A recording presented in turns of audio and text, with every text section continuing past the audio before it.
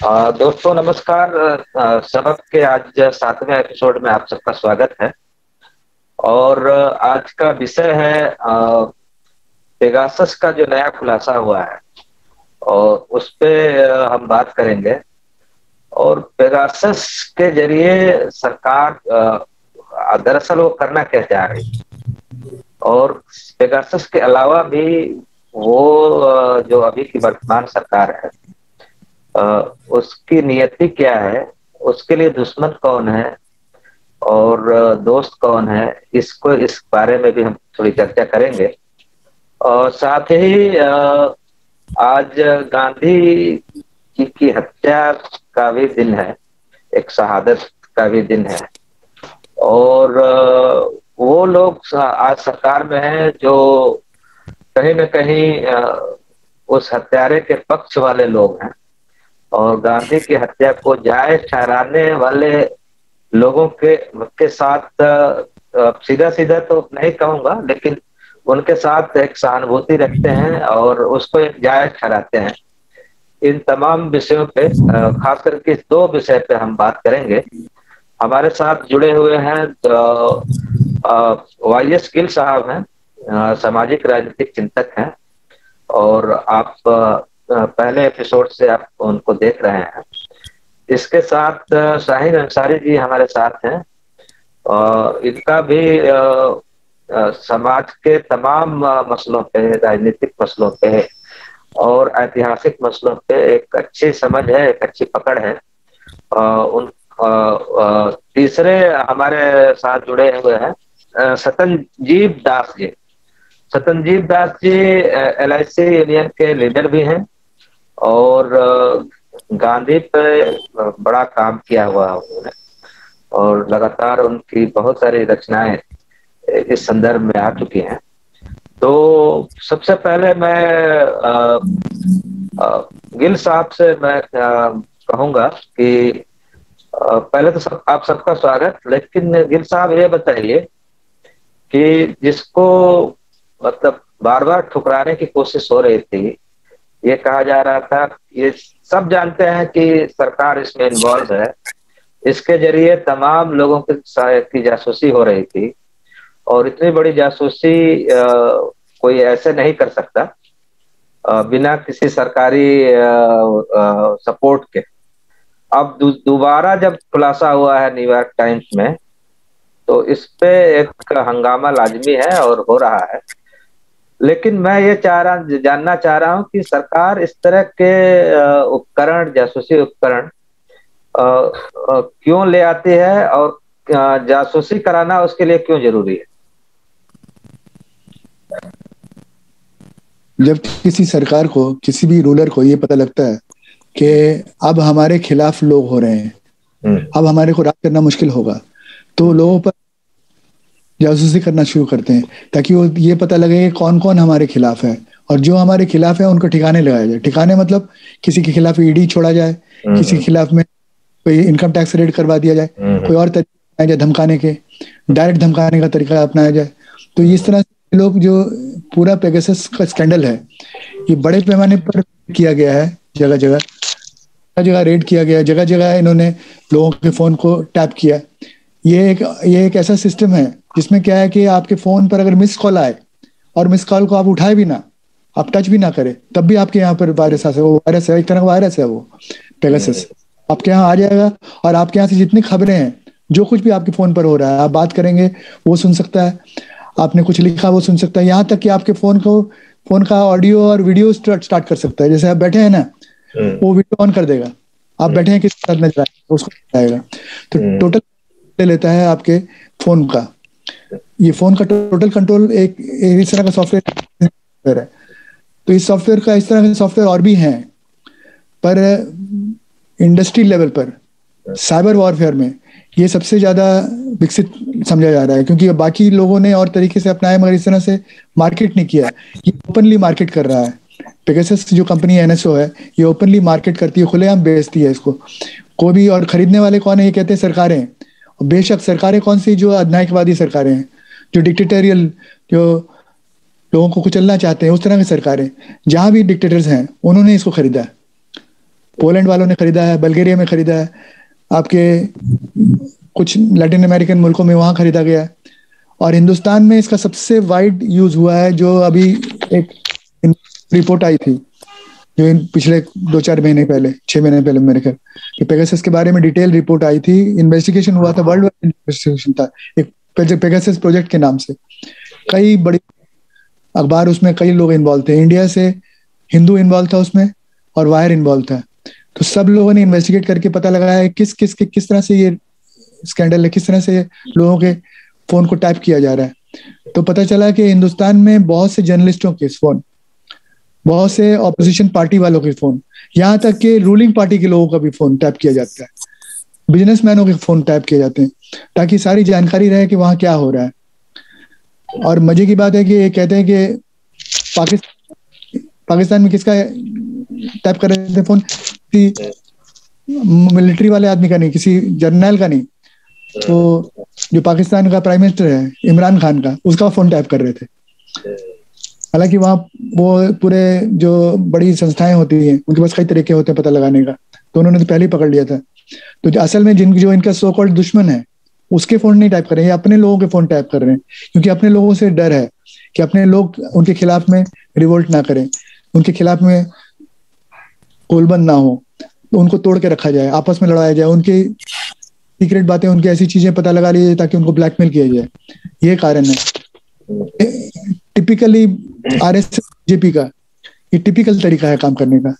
वो लोगों के पर्सनल लाइफ में घुसकर काम करते हैं, लोगों को लड़वाते हैं, झूठ बोलते हैं। सबके लिए पेगासस की बहुत जरूरत है, चाहे यहाँ पर हो चाहे सऊदी अरेबिया का जो प्रिंस है उसको भी इस्तेमाल करता है पेगासस के लिए। वो तो उसने जो लोगों को मारा है वो ट्रैक किया पेगासस के से, ट्रैक करके लोगों को मारा है उसने, अपने खिलाफ वाले लोगों को।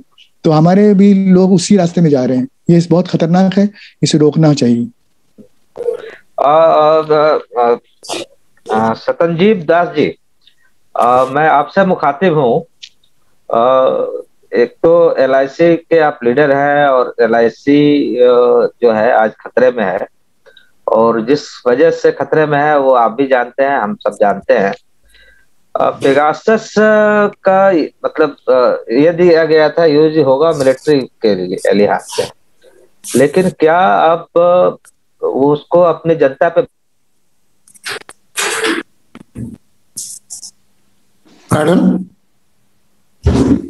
सरकार को अपनी जनता पे भरोसा नहीं रहा, इसलिए वो टैप करा रही है? Yes, it is obvious. The more they are alienated from the people. Sir, we are not able to see your video.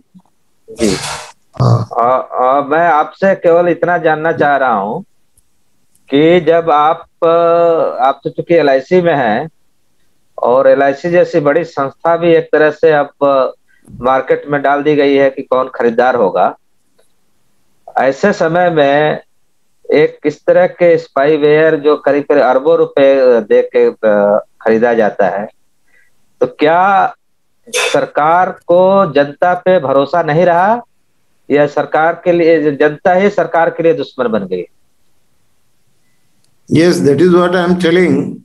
Their economic policies, pro-corporate and anti-people, that policy which is leading to this wholesale privatization of the public sector, including Life Insurance Corporation. They are going for LIC IPO, but IPO is the first step towards privatization.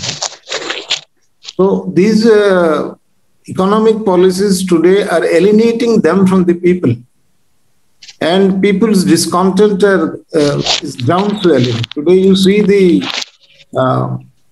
utilizing the corona calamity, when people are suffering from pandemic.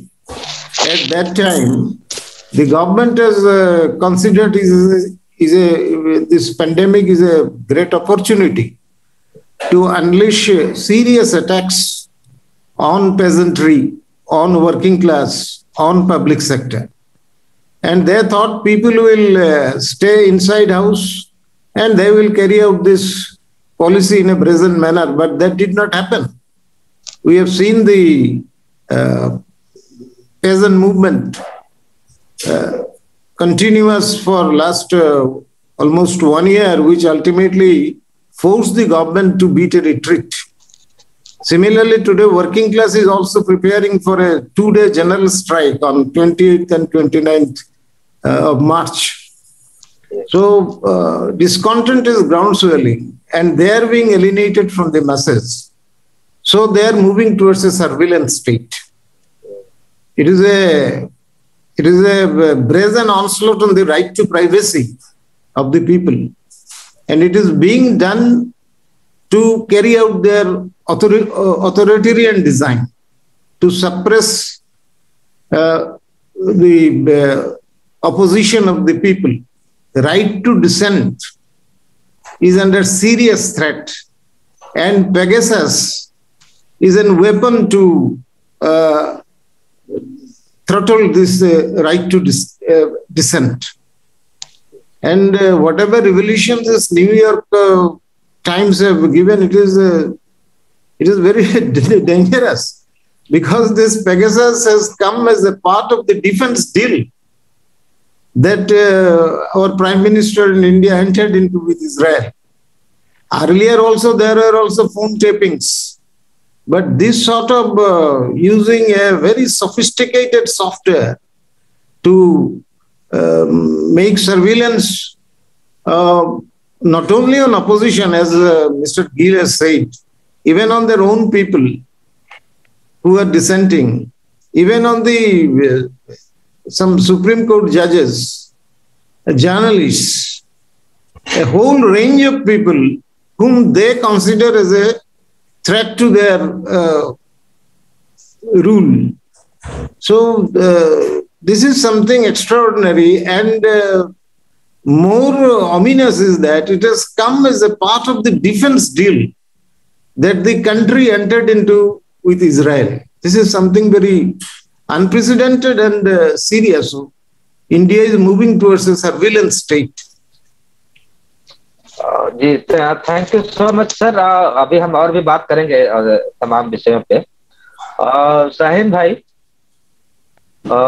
सर्विलांसेज पे तो पहले भी लोगों को रखा जाता था, और खास करके फोन टेप का मसला बार बार उठता था, सरकारें कराती रहती थी।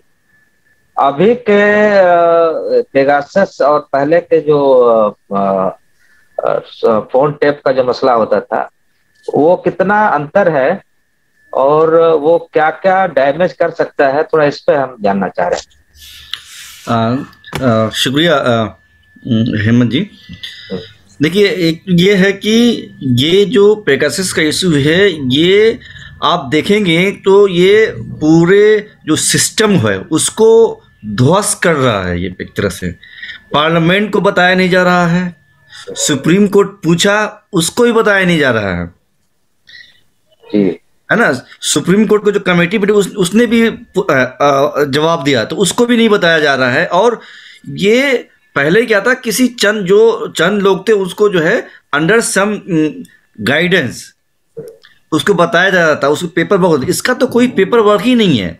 नोबडी नोज, आज तक किसी को ये नहीं पता है कि ये पेगासस किसके कहने पे लाया गया है, किसके कहने पे किसके फोन को टैप किया जा रहा है या फोन को मॉनिटर किया जा रहा है, और वो समूह क्या है। पेगासस जो आप जानते हैं, ये वॉर वेपन है। ये phone tapping is not a war weapon, है ना। वो भी गलत था। Phone tapping is not, I mean we can not justify that also, लेकिन फोन टैपिंग के लिए हमारे यहाँ कानून था, है, और उसी के तहत लोग करता था, उसका मिसयूज होता था। लेकिन पेगासस जो है ये वॉर वेपन है। इसको हम, इसका मतलब ये हुआ कि ये गवर्नमेंट अपने सिटीजन को ही अपना दुश्मन मान रही है, और this is the war against its own people. और ये जो है, अगर आप देखेंगे तो बहुत बड़ा, ये एक तरह से हम लोग उस तरह शब्द यूज नहीं करना चाहिए, बट ये देशद्रोह है। ये देश के साथ धोखा है। तो ये अपने आप तो ये शिफ्ट है कि आप अकाउंटेबल नहीं है किसी के प्रति, किसी को आप जवाब नहीं दे रहे हैं, ना प्रेस को बता रहे हैं, ना कोर्ट को बता रहे हैं, ना पार्लियामेंट को बता रहे हैं। तो ये जो है शिफ्ट है। और जो जैसे सतनजीव साहब कह रहे थे, ये बिल्कुल जो है प्राइवेसी का हनन है, और ये वार अगेंस्ट इट्स ओन पीपुल है ये, और ये बहुत ही खतरनाक है ये, और इसको जो है लगाम लगाना ज़रूरी है। लगाम कैसे लगेगा ये मुझे पता नहीं है। जी गिल साहब, एक चीज, एक खुलासा और हुआ था कि कुछ ऐसे एक्टिविस्ट हैं जो ह्यूमन राइट एक्टिविस्ट हैं, जिसमें रोना विल्सन और क्या नाम है, हाँ, कई ऐसे लोग थे जिनके कंप्यूटर में ये इसके जरिए एक लेटर डाला गया था कि वो जो है बहुत बड़ी साजिश कर रहे हैं, और उसके आधार पे इन लोगों को पकड़ के अभी भी जेल में है। तो मुझे लगता है क्या और भी कॉन्सिक्वेंसेज आएंगे क्या इसमें बढ़ के, या चूंकि खुलासा हो गया है तो शायद पीछे हट जाए? अभी जो बात कही है शाहीन साहब ने बिल्कुल सही। It is a war against the people, they have lost a war against the people. Pegasus एक ऐसा सॉफ्टवेयर है जो सरकारें पहले से सर्विलेंस करती हैं, बट सर्विलेंस स्टेट नहीं था कभी भी। ऐसा नहीं था कि पूरी तरह से सब पर सर्विलेंस किया जाता है। अगर सर्विलेंस होता है जहाँ कोई अपोजिशन वाला है, जिससे कोई झगड़ा चल रहा है, कुछ हो रहा है बात, तब थोड़ा बहुत सर्विलेंस होता था, पर इस लेवल का सर्विलेंस कभी नहीं हो रहा है जो अभी करने की कोशिश हो रही है, किया जा रहा है। इतने बड़े पैमाने पर ये सर्विलेंस है, क्योंकि और ये वाला जो पेगासस है, पेगासस बहुत सोफिस्टिकेटेड नहीं है। इनफैक्ट इसका सोफिस्टिकेशन है कि इंडिविजुअल्स के खिलाफ में इस्तेमाल किया जा सकता है। स्टेट के पास में सर्विलेंस बहुत तरीके, आपके फोन कंपनी से कानूनन स्टेट कह सकती है कि इसको टैप करो, फोन कंपनी करेगी टैप, पर ऐसा है कि फोन के अंदर नहीं घुसती है, वो टैप करती है। जब आप बात करेंगे, आपके यहाँ मैसेज आएंगे, वो उनको मिल जाएगा, मगर वो फोन कंपनी आपके फोन के अंदर घुसकर फोन आपका ऑपरेट नहीं कर सकती है। ये पर्सनलाइज सॉफ्टवेयर, ये आपके फोन को ऑपरेट कर सकता है। ऑपरेट करने में आपके फोन का कैमरा ऑन कर सकता है आपको देखने के लिए, आपके फोन का ऑडियो ऑन कर देगा, उसका जो माइक है वो ऑन कर देगा ताकि वो सुन ले। तो इस तरह से ये अपने आप में एक पर्सनलाइज इक्विपमेंट है जो कि काम आ रहा है पर्सनल लोगों को टारगेट करने के लिए। और स्टेट के पास में जो मशीनरी, इनके पास में मशीनरी बहुत लंबी चौड़ी है, ऐसा नहीं है सर्विलेंस की मशीनरी है, सर्विलेंस की नहीं है, पर्सनल लेवल का सर्विलेंस है, जो इंडिविजुअल लेवल का। और ये काम ये लोग किसके जरिए करा रहे हैं, वो भी एक इंडिविजुअल, उसमें भी ग्रुप बनाया होगा इन्होंने अपने एजेंसियों में, जिसको बाकी लोग नहीं जानते। ऐसा लगता है कि ये लोगों ने सीक्रेट ग्रुप बनाया होगा, छोटा सा ग्रुप होगा जिसको पता होगा ये कैसे हो रहा है। ये जो सॉफ्टवेयर है, ये सॉफ्टवेयर क्या मालावेयर, ये मालावेयर जो है खरीदा गया है $2 अरब का। $2 अरब का जो सामान खरीदा गया था, उसके बीच में ये इसका पैकेज था। $2 अरब का मतलब होता है करीब 150 अरब रुपया, 150 अरब रुपया। इतना महंगा जो खरीदा इन्होंने, एक मिसाइल सिस्टम खरीदा और ये पेगासस खरीदा, और शायद छोटी मोटी कोई चीज होगी।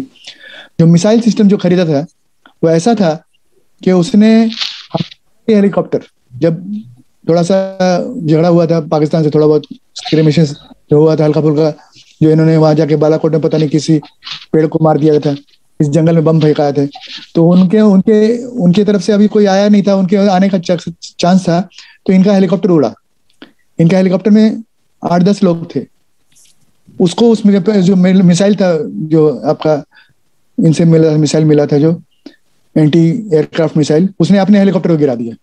हमारा हेलीकॉप्टर गिरा था। इस पर इंक्वायरी भी हुई, और उसके बाद में मुझे लगता है कि वो जो इक्विपमेंट है जो इजरायलियों ने दिया है, दूसरी कंपनी ने बनाया, इजरायली किसी कंपनी ने बनाया, वो अब उनको शायद ब्लॉक कर दिया, उसको अब यूज नहीं कर रहे हैं लोग, या देख रहे हैं क्या प्रॉब्लम हुआ था, किस तरह से आपने हेलीकॉप्टर गिरा दिया उसको। तो कहने का मतलब है कि इजरायलियों से इन्होंने जो सामान खरीदा है, इन्होंने सामान खरीदा है, बहुत कुछ खरीद रहे हैं। ये कह रहे हैं आत्मनिर्भर भारत। ये आत्मनिर्भरता है कि आप जाके इजराइल जैसे कंपनी से सामान खरीद रहे हैं, जिसकी कंपनी कोई दुनिया नहीं खरीदती, जिसका छोटे मोटे सामान है, अच्छे गुणवत्ता वाले सामान आपको अमेरिका से मिल सकता है, रूस से मिल सकता है, और मुल्कों से मिल जाएगा, यूरोप के किसी मुल्क से मिल जाएगा। मगर क्या है कि ये जो 2 नंबर माल बेचते हैं, चोरी करके पेटेंट जो है, जो अमेरिकनों का वहां से चोरी करके और बाकी जगह चोरी करके वो पेटेंट होता है इनके पास। ये नंबर 2 चीज। मगर वो क्या है कि इस काम में बहुत तेज है, किस तरह से आम जनता पर अपना सर्वेलेंस किया जाए। ये वो वहां पर फिलिस्तीनियों पर करते हैं, अपने जनता पर, अपने लोगों पर करते हैं, जो कि फिलिस्तीनियों के साथ नुकसान नहीं उनका करना चाहते हैं, जो फिलिस्तीन को अपने साथ मिलाना चाहते हैं, वो भी उनके हिस्से। तो वहां पर सर्वेलेंस स्टेट तो बाकायदा एक मिलिट्री स्टेट है, और डेमोक्रेसी नाम की डेमोक्रेसी है। हमारा भी वही हो रहा है, सर्वेलेंस स्टेट में हम बदलेंगे, एक मिलिट्री स्टेट बनाने की कोशिश हो रही है। अभी बातें कहीं अटैक हो रहा है, ये अटैक इसलिए हो रहा है क्योंकि पूरे कॉर्पोरेट की तरफ से मुहिम चलाई जा रही है, सब कुछ बेचा जा रहा है। जब बेचा जाएगा तो लोग पीड़ित होंगे, लोग आवाज उठाएंगे, इसलिए कोई भी आवाज ना उठाए, जो आवाज उठाने वाले उसको पहले ही कुचल दो। इसी मकसद से ये सॉफ्टवेयर लिया गया है। सॉफ्टवेयर लिया गया। मैं फिर से सत्यनजीत दास जी के पास जा रहा हूँ। एक तो कोरोना के नाम पे ये रोया जा रहा है कि हमारी इकोनॉमी ठप हो गई, पैसा नहीं है। दूसरी ओर अपने ही देश के जनता के खिलाफ आप एक युद्ध छेड़ दे रहे हैं, और तो वो एक तरह से मतलब डिफंक्ट हो गई हैं या कुछ करने की स्थिति में नहीं है। ऐसे में कोई रास्ता नजर आता है क्या? You see, the government has totally failed in economic front. And they have totally failed even in tackling this pandemic. India is second only to America in terms of people affected by corona, in terms of death due to pandemic. Sir, I would like to, sir, please, I would like to interrupt. India is number one. In number 1, 50 million people have died in India. Nowhere in the world. I am going with the government figure itself. I am going with the government figure. That is wrong. Basically, yes. Wrong. There are many surveys. There are many reports have come out about the fact that whatever the figures the government has given about the death and affected people, in reality, it is many times more. So I am not going by that. I am going by the version of the government itself and whatever figures they have doled out. So even according to their figures, we are second in the whole world, next to only America, in terms of people affected by pandemic and in terms of death by pandemic. So what I am telling, they have failed in all fronts, in economic front, in the health front, in education. So people's discontent is mounting. There are 2 ways that they want to tackle it. One is by authoritarian means to smoother the people's opposition voice, to snuff out the right to dissent. And another is to divide the people on communal lines. So, but when people come out in the street, you are telling me what is the way out. Way out has been shown by the historic peasant movement. Peasant movement not only forced the government to beat a retreat, peasant movement have shown how to defeat the design of communal divide and how to defend the democratic rights of the people. So the way out is only one thing. We have to inform the people. People's opinion are to be molded, and people are to be brought in the street to oppose the economic policies, and along with this authoritarian policies and the policies of communal divide. There is, I think, no other way out.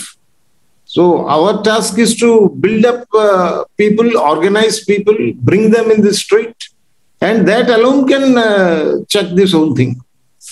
मैंने लंबी लड़ाई लड़ने की जरूरत है, लेकिन एक थोड़ा सा इसमें हम आपसे छोटी सी और जानकारी चाहेंगे कि जब सरकार गाय गोबर गोमूत्र तक ले आ दिया है पूरे कॉन्शियस को, वहां से कैसे बिल्डअप कर पाएंगे, अब यहाँ तक कैसे ले आए? थोड़ा सा इस दिशा में भी कुछ बात रख पाए। I am just giving you one example. You see this Muzaffarnagar in UP in 2013, in the same Muzaffarnagar district, a Kisan Panchayat took place. And that Panchayat led to division between Jats and Muslims, from which BJP gained. BJP gained in 2014, BJP gained in 2017 also. But last year, 2020 September, another Kisan Panchayat, a massive Kisan Panchayat took place in Muzaffarnagar, where the slogan was, you say Har Har Mahadev, we say Allahu Akbar. Allahu Akbar, Har Har Mahadev. It cemented the people's unity and defeated the divisive design of the government. And today that Muzaffarnagar and entire Western UP has become a source of deep concern for BJP in the coming election, because people have united, both Jats and Muslims. So it is people's struggle that can take the people out of the consciousness of this communal division. जी जी। अब हमारे साथ अशोक कुमार जी पटना से जुड़ गए हैं और अधिवक्ता advocate हैं वहाँ के हाई कोर्ट से। आज उन्होंने एक प्रोग्राम किया था गांधी की जो शहादत हुई थी उसको लेके। पेगासस के बाद थोड़ा हम चर्चा करेंगे। आज गांधी कितना याद आते हैं?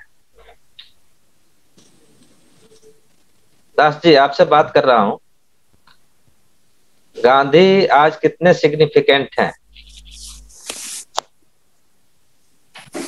दास जी आप is talking to you. Das ji मुझे यस यस। गांधी कितने सिग्निफिकेंट हैं आज के दौर में और कितने याद आ रहे हैं? गांधी तो बहुत सिग्निफिकेंट है। Today Gandhi has become more relevant. Firstly, because he is a symbol of Hindu-Muslim unity. And he is the first victim, perhaps, in independent India of communal fanaticism. Godse is the first terrorist. Today I was going through one of the articles of Jigendra Yadav. He is the first terrorist. Yes. So Gandhi is the symbol of Hindu-Muslim unity, which is a very important question in the present milieu. Secondly, so far as economic policies is also concerned, I cannot exactly remember, but then in August 48, when India was attaining independence, at that time Gandhi gave a talisman to the policymakers of this country. And he told, whenever you are in doubt, whenever you are in confusion about what policy is to be taken, just remember the poorest and weakest man that you have come across and think, pause and think whether the step you are going to take or policy you are going to take are going to benefit this man. And what is happening today? Just the opposite. When in our present day policymakers, the first faces that come to their mind while framing policies is of Adanis, Ambanis and their elite. And the poorest and weakest man just fades away from their mind when they frame up policies.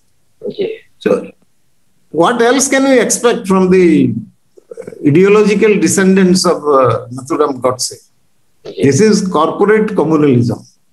So in this context of corporate communalism that is ruling today, Gandhi has become all the more relevant for us.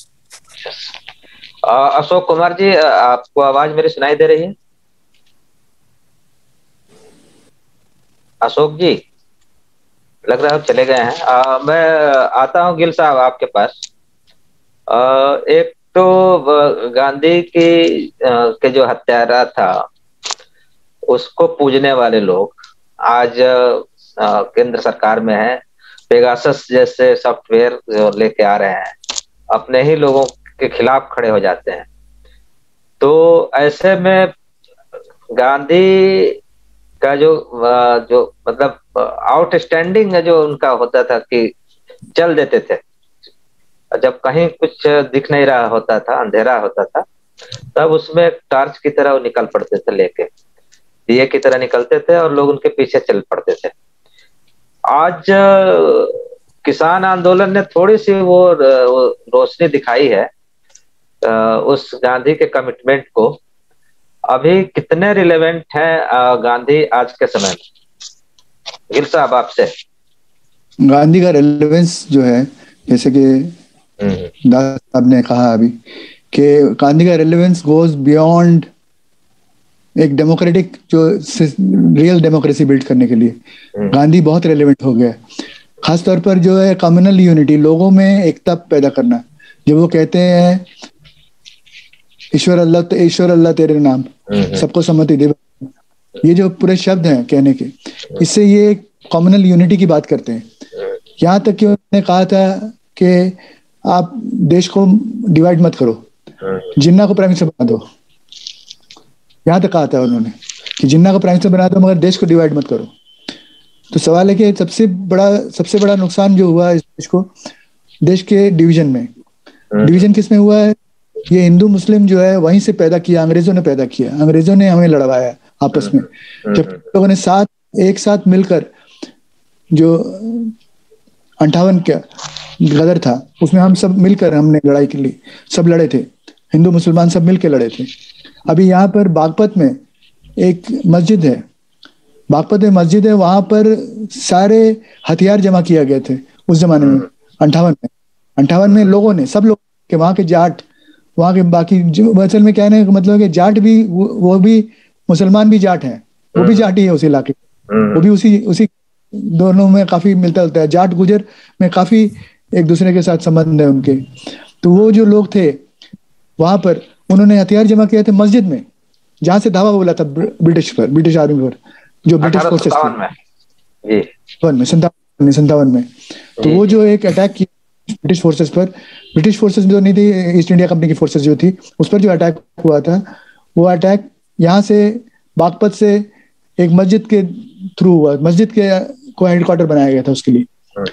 अब वो इस तरह से लोग आपस में इतना mail जोल रहा, सब कुछ रहा, तो उसको तरीके से सिस्टमेटिकली अंग्रेजों ने हमें आपस में लड़वाने के लिए तरह तरह के निकाले, जिसमें कि बाकायदा इतिहास ऐसा लिखवाया गया, जिसमें एक मुस्लिम इंडिया बनाया, एक हिंदू इंडिया, कहते हैं इतना सन तक हिंदू इंडिया था, इसके बाद मुस्लिम इंडिया आ गया, उसके बाद ब्रिटिश इंडिया आ गया। तो ऐसा कोई मुस्लिम इंडिया था ही नहीं, इंडिया ही था। क्या है, यहाँ बस गया। तो अंग्रेज थे जो आए थे, वो लूट कर ले गए थे। खैर ये बहस नहीं है, मुद्दा ये है कि तो उस मानसिक तो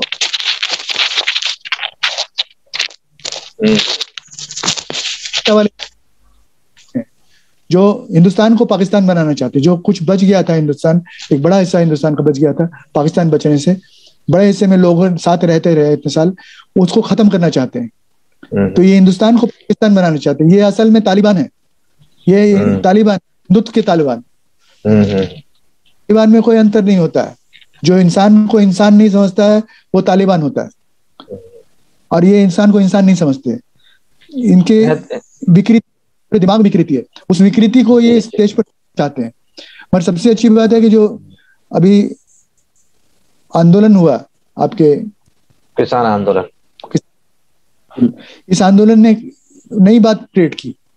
पहली बार मैं सुन रहा हूँ जगह जगह से लोग कह रहे हैं कि ये हिंदू मुस्लिम करवा दिया था, हमें बेवकूफ बना दिया था, हिंदू मुस्लिम करवा दिया, इस तरह से बात कर रहे हैं।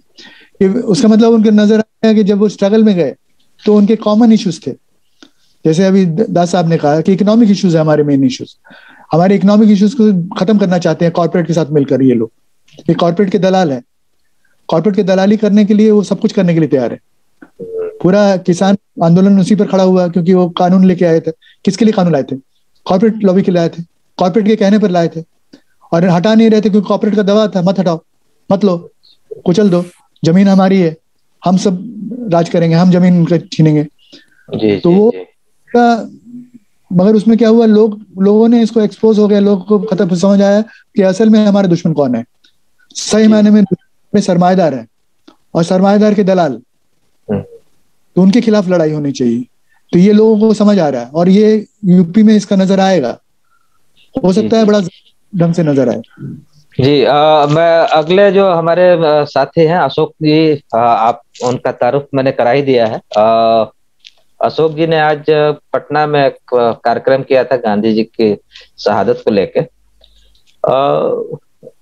जुल्म के खिलाफ गांधी मतलब चल पड़ते थे, चाहे अकेले हो चाहे कोई हो ना हो, जब वो निकल पड़ते थे। और शायद वो किसान आंदोलन ने भी वो एक कमिटमेंट देखा था कि चाहे जो हो,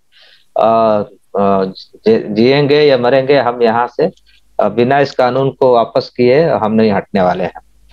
ऐसे में मैं अशोक जी से फिर कहूंगा कि आज जब पेगासस जैसा मसला, जब सरकार को अपनी जनता पे भरोसा नहीं रहा, उसको दुश्मन समझ रही है, ऐसे में गांधी जी की रिलेवेंस क्या है, थोड़ा उस पर आप बात करते हैं, आप रखिए। जी जी। कि आज आपने गांधी जी की शहादत पे एक प्रोग्राम किया था। जी जी। और ऐसे समय में जब चारों ओर एक तरह का अंधेरा हो, पेगासस जैसे मसले पे सरकार जो है आप पे भरोसा नहीं कर रही है, आपकी जासूसी कर रही है, ऐसे में गांधी का जो मसला है वो कितना मतलब आज के दौर में वो उचित है, या क्यों गांधी प्रासंगिक है? देखिए, साथियों ने रखा भी है, बहुत सारे साथी, गांधी जी का जो हिंसा का रास्ता रहा है वह देश के आजादी से लेकर आज भी, उनकी हत्या के बाद भी, 74 साल के बाद भी गांधी हमारे लिए एक मिसाल है। और हम इस बात को मानते हैं कि भारत अहिंसा के रास्ते ही आगे जा सकता है। हिंसा से कोई भी समाज आगे नहीं बढ़ा है, ये आज तक का इतिहास रहा है। तत्कालिक राजनीतिक स्वार्थ के लिए जो भी हिंसा कर रहे हैं वह निश्चित रूप से देश को डुबाने और सामाजिक जो हमारा विरासत है, साझी संस्कृति का, साझी विरासत जो रही है, हमारी साझी संस्कृति और साझी विरासत, उसको खंडित करने का है ना। तो निश्चित रूप से इसके खिलाफ एकजुट होकर के और गांधी के रास्ते पर ही हम आज भारत को आगे ले जा सकते हैं और इनको हम चुनौती दे सकते हैं। जो हिंसक ताकतें हैं, जो सांप्रदायिक ताकतें हैं, उनको गांधी के रास्ते से ही चुनौती दिया जा सकता है। एकमात्र यही रास्ता है। जी एक चीज, एक सवाल है, आपको आवाज आ रही है मेरी? जी जी। हाँ, एक सवाल है कि आज आपने प्रोग्राम किया था, तो मतलब इस प्रोग्राम में किस तरह, क्या सोच के किया था आपने कि क्यों अचानक गांधी याद आ गया आपको? देखिए, एक चीज देखना होगा, देश के अंदर जो अभी सरकार है वो गांधी जी का भी इस्तेमाल कर रहे हैं, सुभाष चंद्र बोस का भी इस्तेमाल कर रहे हैं, भगत सिंह का भी इस्तेमाल कर रहे हैं, और डॉक्टर भीमराव अंबेडकर का भी इस्तेमाल कर रहे हैं। दूसरी तरफ उनको गाली देने से भी नहीं चूक रहे हैं। वो कई तरह के दरवाजे खोले हुए अपने तरीके से, वो अपने राजनीतिक हित को साधने के लिए, और वो गांधी को अपने तरीके से प्रस्तुत कर रहे हैं। निश्चित रूप से देश में लोग प्रगतिशील, जो भी लोकतांत्रिक समाज है, जो लोकतांत्रिक प्रगतिशील लोग हैं, उसमें से हम लोग भी पटना में बैठे और हम लोगों ने तय किया कि गांधी की जो विरासत है, गांधी का जो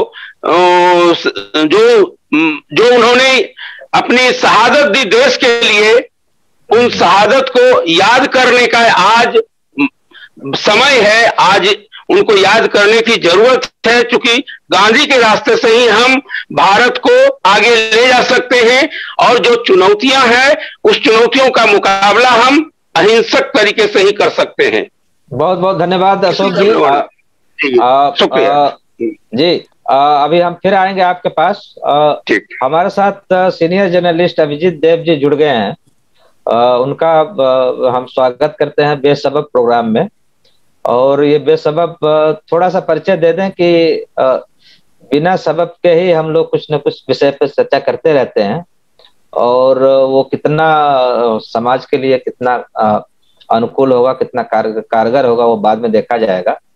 अभिजीत जी, चूंकि आप जुड़े हैं अभी, तो दो चीजों पे बात हो रही है कि एक तो पेगासस का जो मसला है वो कितना खतरनाक है देश के लिए भी, और यहाँ के जो डेमोक्रेटिक जो ढांचा है उसके खिलाफ वो कितना कारगर है, या कितना उसको बर्बाद कर देगा।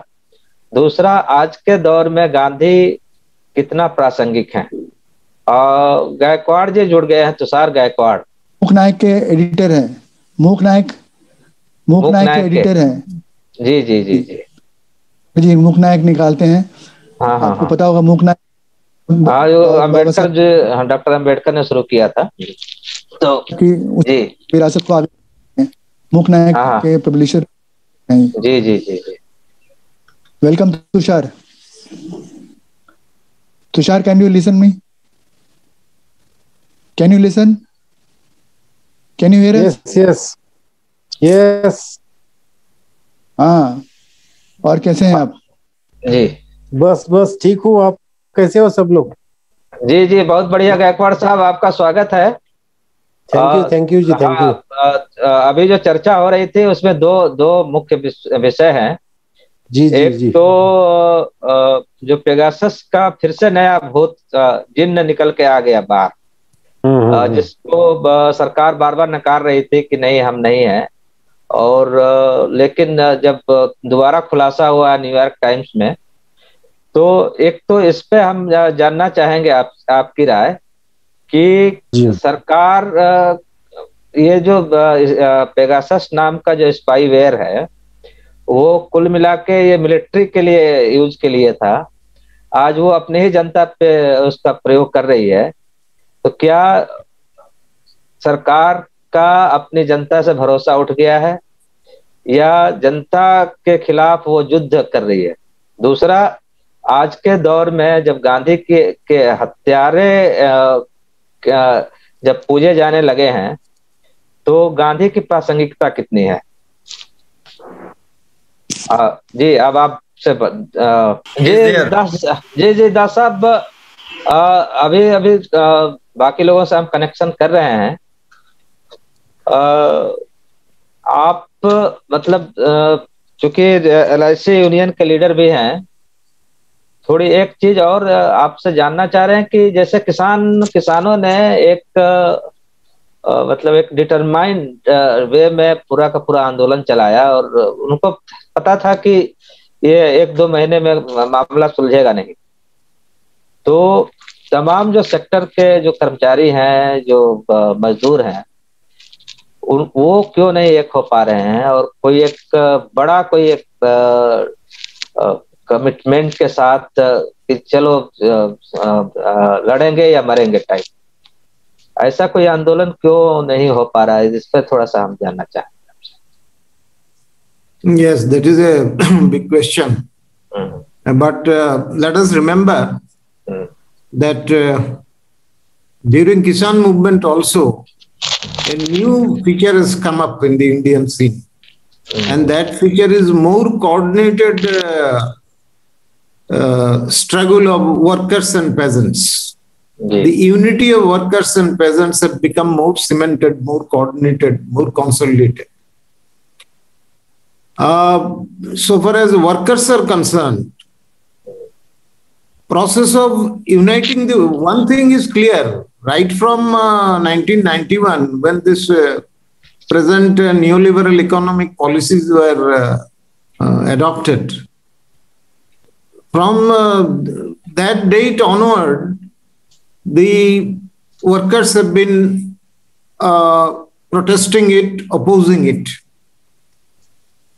At the beginning, a few union. After that, now, when from 2014, this government has very aggressively pursued this neoliberal economic policies, pro-corporate, anti-people policies. Now, and all the central trade unions, except BMS, which is loyal to the present ruling dispensation, all the central trade unions and almost 80% of the federations of employees, be it in bank, be it in insurance, be it in defense, be it in the BSNL or other public sector undertakings or central government confederation, all have come together. And in the month of November, one National Workers' Convention took place at Delhi. And there it was decided that a united struggle should be further intensified. Originally, 23rd, 24th February was fixed for a countrywide 2-day general strike against not against some partial economic demands of any sector of the employees, but against the policies of the government. Now, due to COVID situation and election in UP, etc., this date has been shifted to 28th and 29th March. Preparations are going on. So on 28th and 29th March, the country will witness a huge upheaval of the working class through this general strike. Gill साहब, अब आपसे हम करते हैं, बातचीत करते हैं। गांधी किसान आंदोलन, इसके बाद ट्रेड यूनियन आंदोलन और पेगासस, 3-4 चीजें एक साथ आपके सामने हैं। और साथ ही 5 राज्यों के विधानसभा चुनाव, उस पे कितना असर करेगा? पेगासस, आपको ये लगता है पेगासस का असर लोगों के बीच में, आम लोगों में खास नहीं है, क्योंकि आम लोगों में जी आवाज आ रही? हाँ, ये मूक नायक, ये हमारे तुषार भाई ये निकालते हैं, मूक नायक जी जी जी, ये बाबा साहब की विरासत है ये। जी जी। और जगन्नाथ मंडल जी पे है तो बहुत 2-3 दिन पहले। जी हाँ हाँ, आप कुछ बोल रहे थे। तो इसका लोगों पर कोई खास असर नहीं है, क्योंकि लोगों के बारे लोग जो कुछ कहना चाहते हैं खुलेआम कहते हैं। उनको कुछ छुपाने के लिए है नहीं उनके पास, कईयों के पास तो सर छुपाने के लिए जगह नहीं है, तो उसका असर ज्यादा नहीं होने वाला। जहाँ तक बाकी चीजों का है, आर्थिक नीतियों, आर्थिक नीतियां ऐसी है सरकार की जो कि इतना है कि लोग इतना पीड़ित हैं हर तरह से, हर जगह ये बात हो रही। घरों में इन्होंने सिलेंडर दे दिए, मगर सिलेंडर में गैस भरने के लिए पैसे नहीं है लोगों के पास, क्योंकि गैस का दाम इन्होंने दुगना तिगना कर दिया। हर जगह इन्होंने लोगों को लूटना शुरू किया है कि लोगों को किस तरह से किया जाए, ये करते रहे। तो इनका तो क्या है कि लोग इनके खिलाफ बड़े पैमाने पर हो रहे हैं। इस इलेक्शन में साफ नजर आएगा। अभिजीत भाई ये बता सकते हैं कि वहाँ आपके मणिपुर में भी शायद बैलेंस हो रहा है, वहां पर भी शायद बीजेपी नहीं आ पाएगी, ऐसा लग रहा है। ये आपके अभिजीत जी जुड़ गए क्या? मैं वही बोल रहा हूँ, होपिंग अगेंस्ट द होप। पिछले 7 साल से हम सभी देख रहे हैं, सब सेफोलॉजिस्ट, सब पंडित ये प्रेडिक्ट कर रहे हैं। Thank you. मैं वही बोल रहा हूँ, अभी गिल साहब जो बोल रहे थे that we are hoping against the hope that every time we say that नहीं इस बार ये खत्म होगा, इस बार something will happen, but why again and again 7 साल से हम वही देख रहे हैं, वही रिपीटेशन है। उसका मुझे एक जर्नलिस्ट होके एक बात है, उसका कोई ऑल्टरनेटिव नैरेटिव अभी तक निकला नहीं है। और वो क्यों है? मे बी हम बात कर रहे हैं गांधी जी की, नॉन वायलेंस की या his approach towards India, intolerance की, लेकिन ये सब, लेकिन आपके जब इलेक्शंस में जाते हैं, लेकिन why it is not reflecting, मेरा ये बात है। जी जी, लेकिन अभी एक सवाल पूछा था हमने दास साहब से कि जब समाज की जो चेतना है वो गाय गोबर गोमूत्र तक ले आती गई है, तो वहां से कैसे निकालें हम? यहाँ से कोई रास्ता नजर आ रहा है? और उसमें ये किसान आंदोलन ने कोई होप दिखाया है क्या? नहीं, होप बहुत दिखाया है। अभी सत्यजीत दा जो बोल रहे थे वो एक कंसंट्रेटेड एफर्ट था, एक ऑर्गेनाइज्ड एफर्ट था। ये जो किसान वहां पे बैठे हुए थे, जो भी दिल्ली ऑल बॉर्डर्स में बैठे हुए थे, उनके पीछे एक ऑर्गेनाइज्ड मूवमेंट था। वो जो 1 साल तक या 1.5 साल तक अपना आंदोलन चला पाए हैं, just due to the organisational structure. मुझे वही लग रहा है, that organisational structure is somewhere mess compared. आप अगर नैरेटिव में देखते हैं, that is where in political narrative वो ऑर्गेनाइजेशनल स्ट्रक्चर इंडिया में है नहीं, जो आपके जो रूलिंग क्लास है उनके पास है। एक्चुअली यही बात मैं बार बार मैं अपने आप से भी पूछते रहता हूँ। मैं भी मणिपुर का आप बात कीजिएगा तो लास्ट टाइम भी कांग्रेस वाज अहेड, माने वो सीट नंबर में वो ज्यादा थे, फिर भी something has happened and then ruling class gain the thing. मुझे लगता है they have mastered that art, जो ऑपोजिशन कैंप है वो they are not able to counter it. ये एक बात है। मैं किसी लीडर का बात नहीं कर रहा हूँ, मैं किसी कुछ चीज का बने, बट इलेक्शन विनिंग मैकेनिज्म जो है वो इंडिया में चेंज हुआ है। और ये क्लोज डोर एनवायरनमेंट में हम जो भी बात करते रहते हैं, व्हाटएवर, उसका effect I don't think normal. अभी गिल साहब ने जो बताया, Pegasus is such a big issue, लेकिन इसको लेके अगर मैं 10 आदमी से पूछूं जर्नलिस्ट हो के, आपको मालूम है पेगासस? बोलते हैं नहीं, मुझे मालूम नहीं कौन है। I mean, definitely people don't know about it because it doesn't touch them directly. Touch करता है उनको एक दो सवाल मेरे भी है। आई थिंक देयर एक दो सवाल जैसे आपके उनको टच करता है, जो सडनली, जैसे असम का बात कर सकता हूं मैं अभी। असम में एक स्कीम चलता है, अरुणोदय स्कीम, अरुणोदय, या 850 रुपीज दिया जाता है। जहां पे वो ठप्पा लगता है, जो आपको 850 रुपीज दिया जा रहा है, घर के बाहर पे आपका ठप्पा होता है that you are a beneficiary of 850 rupees scheme. ये पर मंथ दिया जाता है? अब पर मंथ दिया जाता है टू हाउस वाइफ। सो ये जो सोशलिस्ट पॉलिसी उन्होंने जो एब्जॉर्ब किया है, I don't know whether it is imbibed policy, ये जो क्या, I think that has attracted people lot towards them. So I think they have learned the tricks from there and they are implementing here. यही बात है। और parallelly और एक चला रहे हैं। हाँ, अशोक जी हमारे साथ हैं, पटना से एडवोकेट हैं।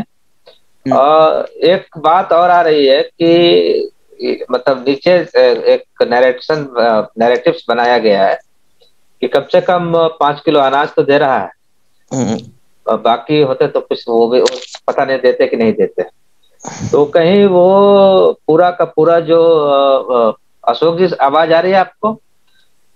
पूरा का पूरा जो नरेशन है उसको कैसे तोड़ा जाए? और तो ये इस पे कोई ऑर्गेनाइज एफर्ट जो हमारे अभिवक्ता ने कहा, ऐसा कहीं से होते हुए दिख रहा है क्या? अब मैं ये कह रहा हूँ कि किसानों ने एक बड़ी भूमिका निभाई, और एक जहाँ चारों ओर अंधेरा था, और वो भी कोई बहुत ऑर्गेनाइज्ड नहीं था, लेकिन अलग अलग तबके थे, सबके अलग अलग वेस्टेज इंटरेस्ट थे और सामाजिक सरोकार वाले भी लोग थे, लेकिन एक जगह खड़े हुए कि ये जो कानून है वो हटना चाहिए। और उसका असर ये हुआ कि 4-5 राज्यों में जो उपचुनाव हुए, जैसे आप बीजेपी हारी, और वो एक उनको लग गया कि यदि नहीं हटाए तो आने वाले विधानसभा चुनाव में भी हार होनी निश्चित है। तो ये एक डर जो है कहीं न कहीं कुछ इस ऑर्गेनाइज एफर्ट्स की वजह से सरकार पे पड़ी है क्या? बेशक परी है, इसकी कोई दो राह है ही नहीं इसमें, बेशक परी है और बहुत ज्यादा ही परी है। और अभी मैं वही बोल रहा था, जो सरकार पे जो इफेक्ट पड़ी है, जैसे ये तीनों बिल वापस लिए गए हैं, उसका ये फार्मर मूवमेंट लेकिन आपको ये बात देखना होगा जी, ये farmer movement was such A successful movement, लेकिन इसके बारे में अभी कहीं बात होती है? 1 साल से वो कर रहे थे, लेकिन अभी देखिए, अभी शायद से 1 महीना ही हुआ वो लॉस रिपील हुए, उसके बारे में, ये मूवमेंट के बारे में there are no examples that has been seen in TV, और कहीं पे भी नहीं दिखता। It has just been forgotten. TV में नहीं दिखता, मगर लोगों में है, लोगों में दिखता है, लोगों में लोग बोल रहे हैं, लोगों में दिखता है, यस, लोगों में दिखता है, इलेक्शन में नजर आ रहा है। It will be translating them to votes. Gill साहब, मैं थोड़ा एक और नई परिघटना है, और रेलवे में भर्ती को लेके जो धांधली हुई है, और जिस तरह से जगह जगह विक्षोभ है छात्रों का, नौजवानों का, उसमें एक अलग तरह का पूरा जो अप्रोच सरकार का था उत्तर प्रदेश में, इलाहाबाद में, जो प्रयाग के नाम से जाना जाता है। तो वहाँ न केवल प्रदर्शनकारियों को हटाया गया, पीटा गया, बल्कि घरों में जा जाके कूटा गया, पीटा गया, निकाल निकाल के मार रहे थे। ये शायद पहली बार दिख रहा था कि इस तरह से वहां जहां चुनाव हो रहे हैं, क्या इसका कोई प्रभाव मतलब जो 4-6-7 सालों में हुआ है उसका विक्षोभ है, और जो सरकार रिएक्ट कर रही है आंदोलनकारियों के खिलाफ, जिस तरह का टॉर्चर कर रही है, दमन कर रही है, उसका कुछ असर पड़ेगा क्या चुनाव में? नौजवान जब भी मूवमेंट करते हैं, जब भी नौजवानों की सरकारें बदली है हिंदुस्तान में नहीं दुनिया में, ये बड़े पर मूवमेंट बिल्ड हो रही है, लोगों में आक्रोश, यंग लोगों में है, नौकरी को लेकर, अपने फ्यूचर को लेकर, पढ़ाई को लेकर, ये बड़ा आक्रोश जमा हो रहा है। जयप्रकाश की मूवमेंट भी वहीं से शुरू हुई थी, स्टूडेंट मूवमेंट से शुरू हुई थी, उससे सर गई थी। इस तरह से ये जो स्टूडेंट मूवमेंट के साथ साथ हमारे यहाँ किसान मूवमेंट है, किसान मूवमेंट के साथ में मजदूरों की मूवमेंट भी बिल्ड हो रही है, जो अभी दासदा ने कहा। तो ये टोटल एक बड़े पैमाने पर लोग जुट रहे हैं, आहिस्ता आहिस्ता मगर देर से मगर दुरुस्त है। अब ये काम होने वाला है, ऐसा लग रहा है कि एक बदलाव की तरफ हम जा रहे हैं, और बदलाव की तरफ बिना संघर्ष के नहीं जा सकते। किसानों ने दिखा दिया कि संघर्ष कितनी एकता बनाता है, लोगों के भ्रम खत्म कर देता है। तो जब संघर्ष होगा तो लोगों को असलियत पता लगेगी। मुसलमान ये बड़ा छोटा ये वो हमने कोई नहीं, हम सब मजदूर हैं, हम सब पीड़ित हैं, हम सब का शोषण होता है। शोषण करने वाले चंद लोग हैं, मुट्ठी भर लोग हैं, और मुट्ठी भर लोगों को उठा के फेंका जा सकता है, पर उसके लिए लोग तैयार होने चाहिए। उनको हटाया जा सकता है, बाकायदा जनवादी तरीके से हटाया जा सकता है, इलेक्शन हटाया जा सकता है, और बड़े पैमाने पर एक मूवमेंट बिल्ड हो सकती है, जो बिल्ड होती है आहिस्ता आहिस्ता। अब वो कितनी दूर तक जाएंगी उसमें स्वतः स्पॉन्टेनियस है, कोई ऑर्गेनाइज फोर्स नहीं है। ये बात सही है कि ऑर्गेनाइज फोर्स काम नहीं कर रही है, अपने आप सुखबगा रहा है, लोग खुद मारपीट कर ले रहे हैं, जैसे बच्चों ने कर ली, उन्होंने हिंसा की, हालांकि वो हिंसा करने का नुकसान होगा, फायदा नहीं है, हिंसक होने की जरूरत नहीं थी। ऑर्गेनाइज ढंग से विरोध करना चाहिए और उसको और बढ़ाना चाहिए। किसानों से हमें सीखना चाहिए, किसानों ने कहीं भी हिंसा नहीं की। अहिंसक ढंग से अगर आप करते हैं मूवमेंट तो उसका बेहतर रिजल्ट होता है, ये हमने देखा। तो हिंदुस्तान में हम देख चुके हैं, आजादी की लड़ाई भी कुछ हद तक अहिंसक रही, कुछ हद तक बहुत बड़े हिंसक मूवमेंट भी हुई थी, बहुत कुछ हुआ, उनका भी बहुत बड़ा। पर क्या है कि ये जो कुछ हो रहा है देश में, ये आहिस्ता आहिस्ता हम एक और जा रहे हैं, जबकि बड़े पैमाने पर आक्रोश बिल्ड होगा। ये 4-5 इलेक्शन से ही नजर आ जाएगा कितना आक्रोश है, इसका पैमाना होगा। और मायूसी असर पड़ने वाला है, असर पड़ रहा है, पड़ गया है। आपके नजर आ रहा है, यूपी बहुत क्रूशियल है, यूपी में नजर आ रहा है, आपके पंजाब में नजर आ रहा है, ये सब जगह में नजर आ रहा है। और ये सब घबराए क्यों? ये मोदी शाह घबराया हुआ है। ये जो मोदी जी कहने का मुझे आदत नहीं, मोदी शाह घबराया हुआ है। क्यों घबराया हुआ है? इसलिए हुआ कि वो डर रहे हैं, उनकी सत्ता को वो लोगों को कुचलने की कोशिश करेंगे, सब कुछ करेंगे। लोगों को खड़े रहना है, अगर लोग खड़े तो कुछ होगा। अभिजीत जी, आप 7 साल का जिक्र कर रहे थे। माना कि बहुत अंधेरा है, बहुत अंधेरा घना है, लेकिन इसमें भी बहुत सारी रोशनियां दिख रही हैं। तो कुछ उम्मीद बन रही है क्या? अभिजीत जी, आवाज आ रही?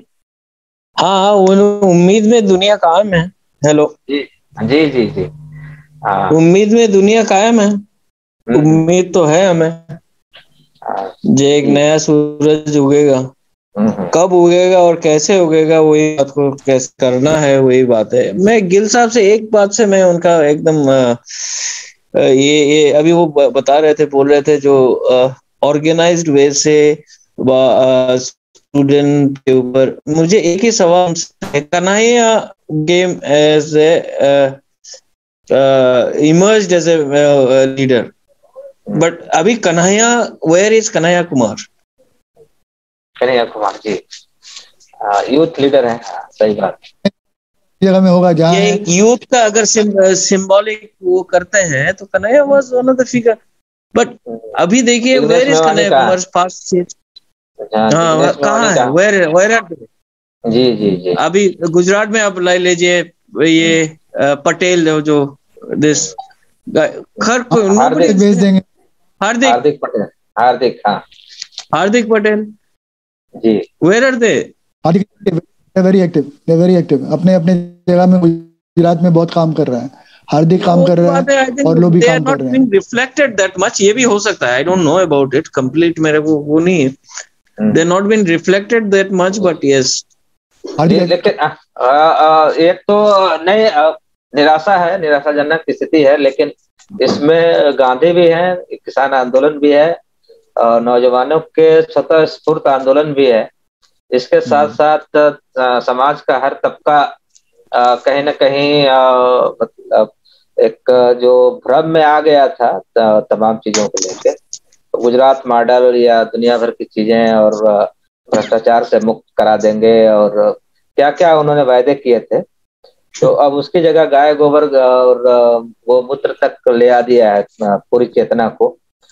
उसमें कहीं ना कहीं मुझे लग रहा है कि कुछ आप इधर के समय में, मैं अभी आपसे ही बात करूंगा कि कुछ बदलाव तो दिखाई दे रहा है। वो जो हाइप था या उन्माद था, शायद वो उन्माद में कमी तो आई है।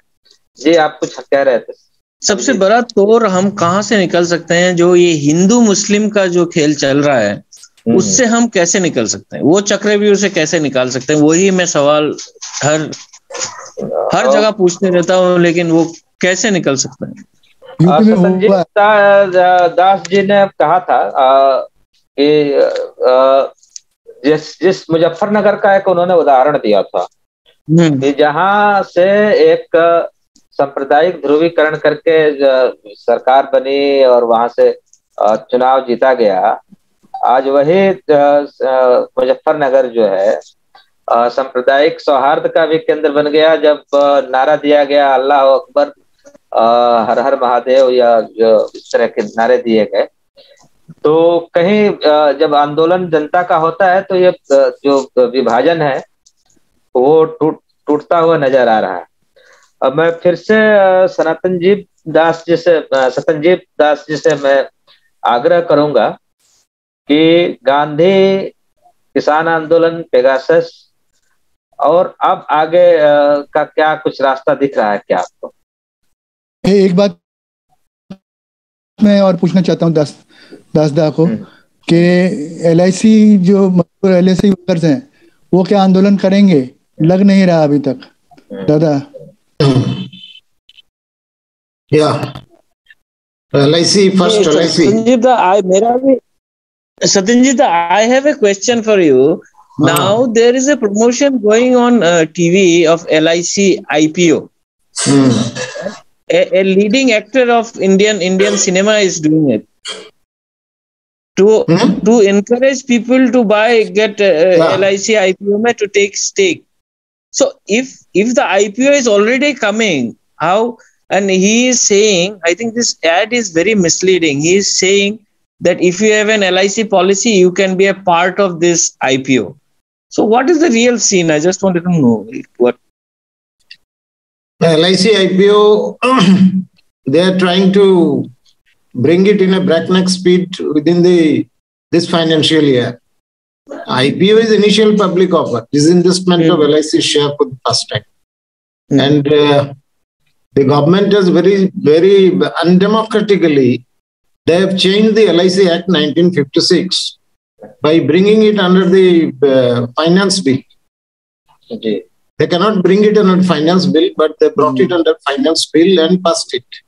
Now there they said that 25% disinvestment will take place in the next 5 years.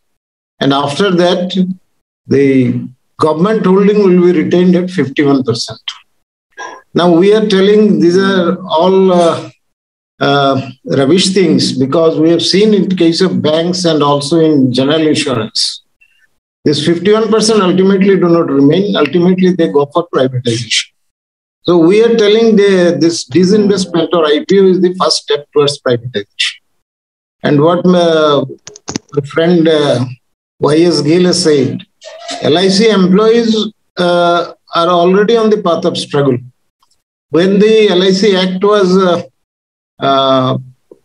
amended through finance bill, a wonder strike took place. And after that, what is important is to mold public opinion. Because you see, not for the first time they are doing it.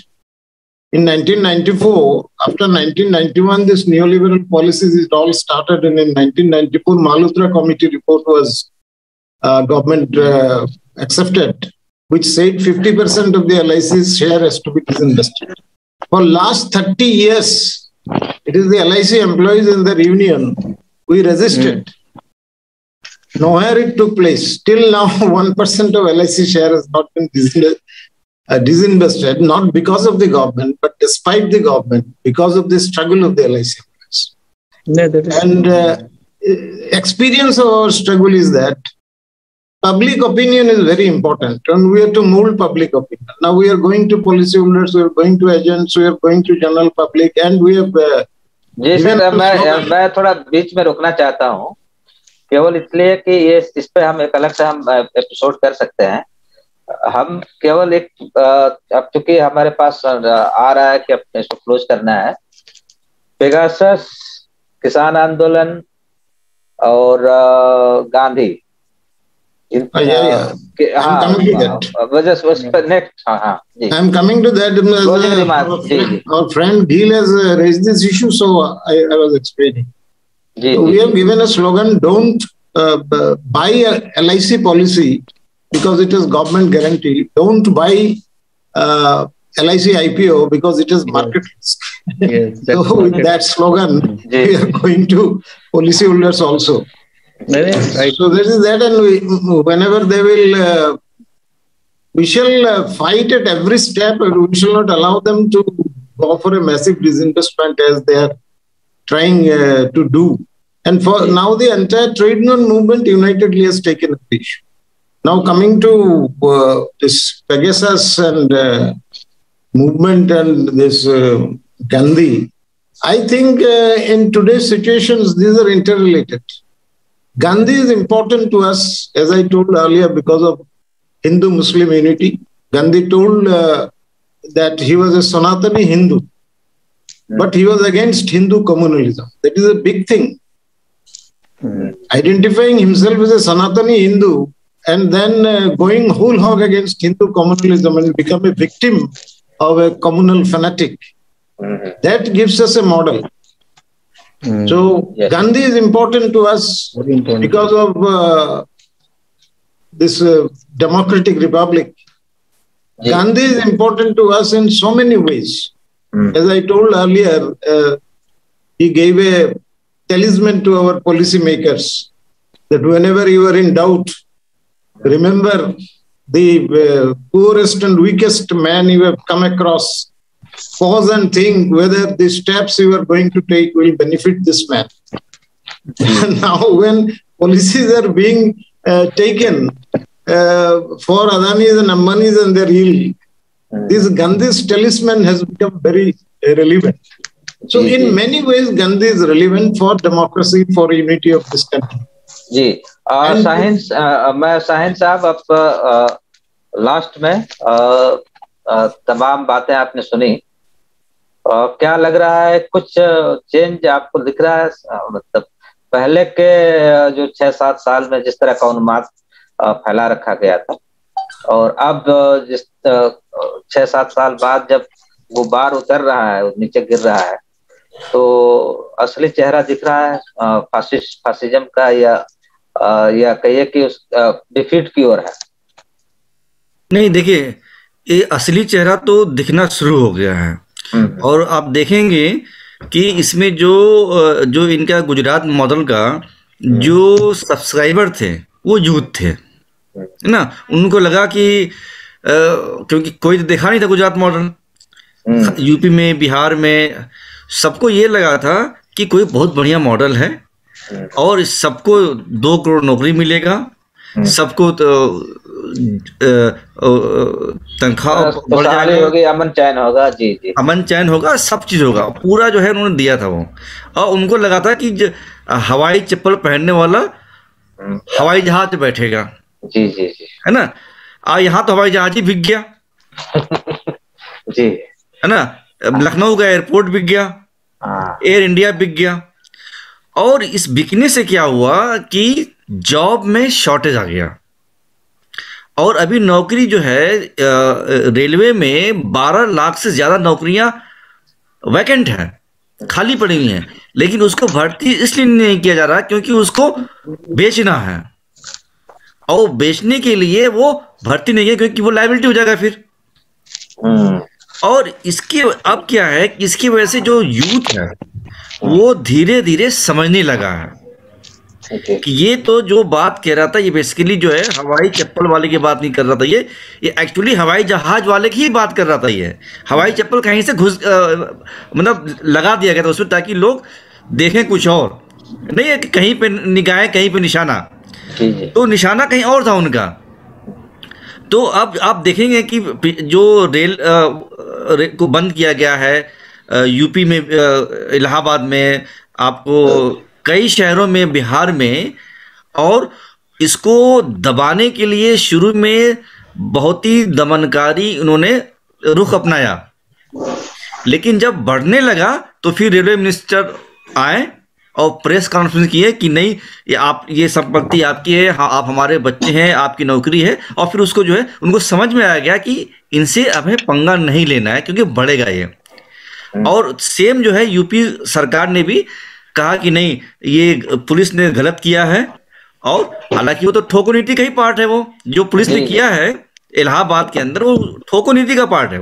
जी। लेकिन जब उन्होंने realise किया तो केशव मौर्य जो deputy CM है उन्होंने कहा कि नहीं ये गलत है, और शायद 2-3 लोगों को वहां ये गलत होने कहने का कारण केवल यूपी चुनाव तो नहीं है।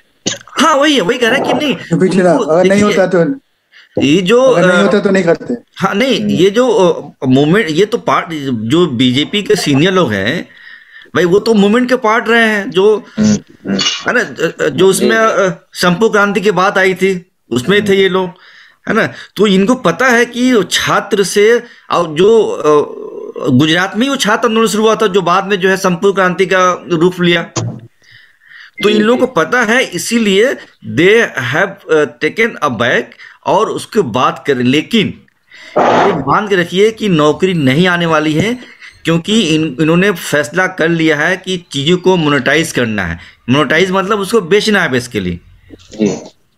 और जनता जो है, और बच्चों की वजह से उनके पेरेंट्स भी अब उनके खिलाफ हो गए हैं, क्योंकि हर माँ बाप को अपना बच्चा जो प्यारा होता है वो किसी तरह से मुश्किल से पैसे भेजता है, जाके पटना में पढ़ता है, इलाहाबाद में पढ़ता है, और जब देखता है कि वो पिट रहा है और बगैर किसी वजह से, तो जो है ये बच्चों के साथ, छात्रों के साथ साथ उनके अभिभावक पे भी असर आ रहा है। तो ठीक है, अशोक जी ज्वाइन कर लिए हैं, अशोक जी है ज्वाइन बैक। अशोक जी आवाज आ रही है आपको? नहीं लग रहा। गिल साहब आप फिर से वापस आ गए। बताएं, क्या कुछ होप नजर आ रही है, उम्मीद नजर आ रही है? तो अब आज जितने भी हमारे विचारक रहे हैं इसमें, जो अपने अपनी बातें रखी हैं, उन सबका तहे दिल से आभार, बहुत बहुत शुक्रिया आप सबका कि आप आए, जुड़े। और राहत इंदौरी साहब के का एक मशहूर गजल का कुछ चंद वो लाइनें हैं, मैं वहीं से समअप करूंगा